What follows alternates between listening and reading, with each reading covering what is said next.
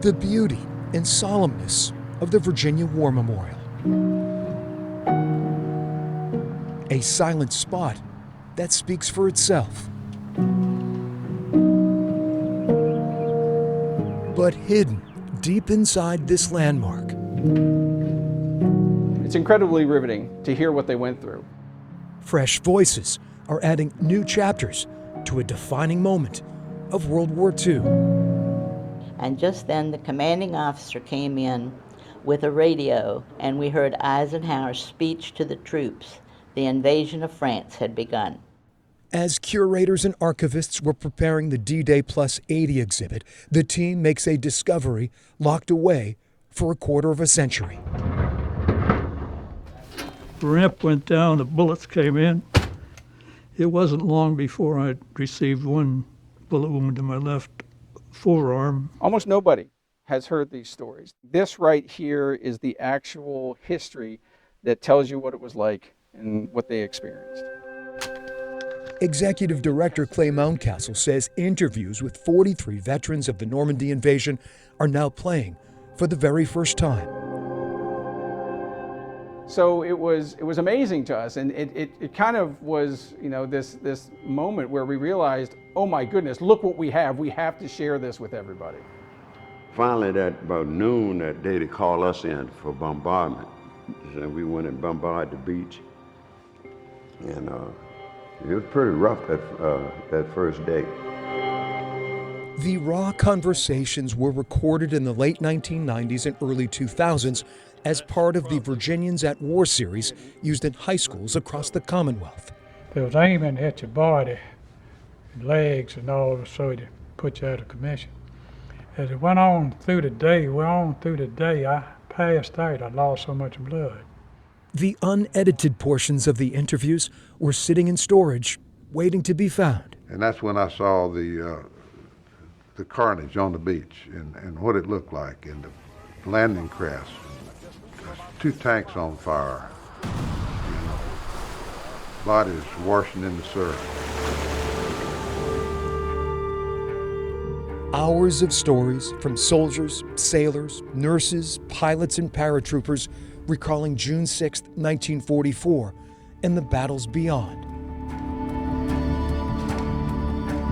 We, at times, had what we call sucking wounds, chest wound, or head wound. First Lieutenant Evelyn Kowalchuk recalls sleeping in a foxhole on Omaha Beach. The U.S. Army nurse was haunted by what she witnessed trying to save lives.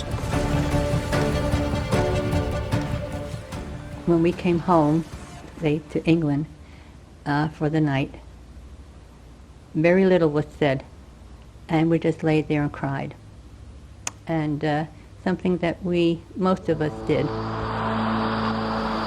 It is estimated only 5% of the memorial's D-Day interviews were ever viewed.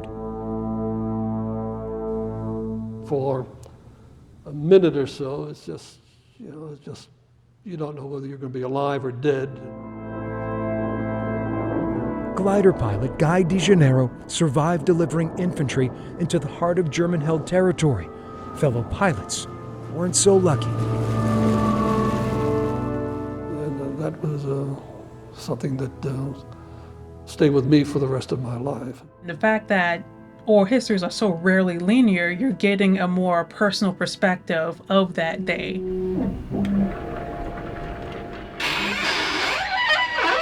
The memorial's archivist, Sylvia Marshall, calls these rare recordings audio and video treasure. And they were able to really speak to their experience and speak to this powerful moment of history. Bless his heart. 10 days later, he lost his life. That was the end of our friendship at that time, but he was a great man, great man. Some of these interviews give accounts like none other.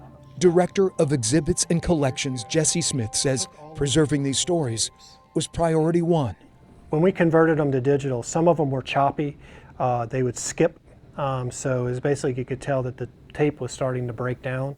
If the recordings were damaged beyond repair, these tales could not be retold.